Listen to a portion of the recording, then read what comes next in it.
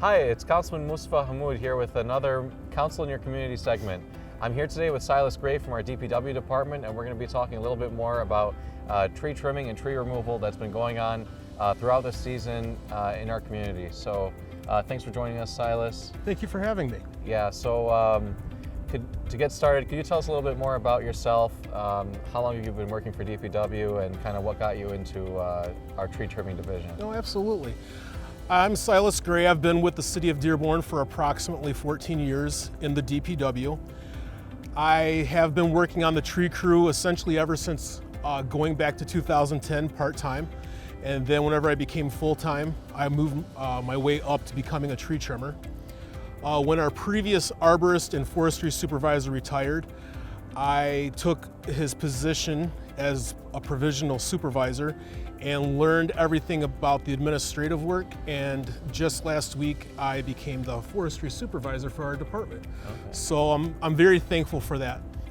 I think a lot of residents see trees getting trimmed and sometimes they want to understand a little more about what kind of goes into that. So you mentioned, for example, you're an arborist. Yes. When I've explained to people sometimes, we have specialized employees who actually go out and take a look at the trees and designate which ones need removal, which ones need trimming, things like that. Can you explain a little more about the process of what it takes to designate a tree and the reasons that we may remove or trim trees? Many of the trees that we go through on a day-to-day basis to look at, we look for a lot of decline up in the canopy, a lot of decay that's along the limbs and in the trunk. If there's dead wood and there's not decline and decay, we'll just come out and trim it. Also, we'll trim where it's 15 feet over the road and 8 to 12 feet over the sidewalk. As for removal, if there is extensive decay going into some of the primary limbs, and if there's some extensive decline in the canopy to where it's not leafing out properly, then we will schedule it for removal because it's in the process of declining. Whenever there is a dead limb over a house or over the street, we are as proactive as we can to get that taken care of so that way there is no damage to someone's house or vehicle. Now, I know sometimes during storm damage, emergencies happen, and we do everything we can to get out there on site as quickly as possible to get those trees removed. Yeah, I know in the last year or so we've been able to secure a lot of contracts to help catch up. Can you tell us a little more about the city, like what the status is of tree trimming and how we've been able to catch up on some of it? Oh yeah, right now we have 2 contracts, one for removal and one for trimming. The trimming is on a 5-year cycle. The city is designated 5 different sections throughout the entire area. So whenever the contractor goes through all 5 of them, then the cycle starts over again. At that rate, most of the trees are able to be trimmed every 5 years. As for removals, the grant that the city was able to secure this year is able to give us the opportunity to have 2 contractors come in and help the tree crew. These contractors are bringing out multiple trucks and multiple tree trimmers, so that way we can get approximately 1,000 trees that have been backlogged because of storms and other situations taken care of. And that allows the tree crew to continue to work on removals, trimming, as well as taking care of the parks and boulevards.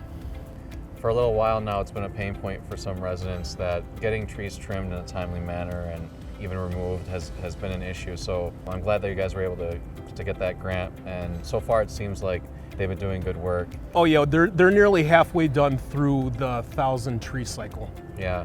So can you tell us a little more about what situations you would want to hear from our residents in terms of calls or concerns with trees?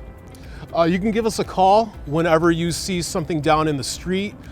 Sometimes we've been called for an entire tree out in the street. We've had limbs out in the street that we can be called for. If something's hanging over your house, hanging over your vehicle, or broken over the street or sidewalk, go ahead and give us a call. As for the city property itself, which is the easement, we will come out and take care of everything that is part of that tree. If it is a personal tree on private property, if there's something broken over the sidewalk or over the easement, we will come out. However, private trees being personal property are the responsibility of the resident. Yeah.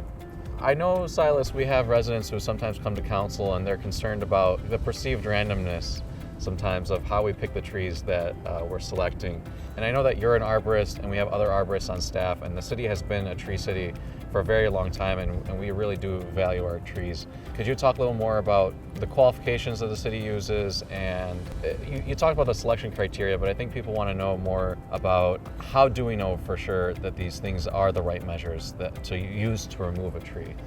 Being trained as an arborist, we go through extensive training for visual inspection as well as internal inspection by either sounding the trunk, which is taking a mallet to it and checking for hollowness, but we also have a resistograph to actually measure the decay inside of trunks. And on top of being an arborist, there is the Tree Risk Assessment Qualification Certification, which is a 3-day program that takes arborists through.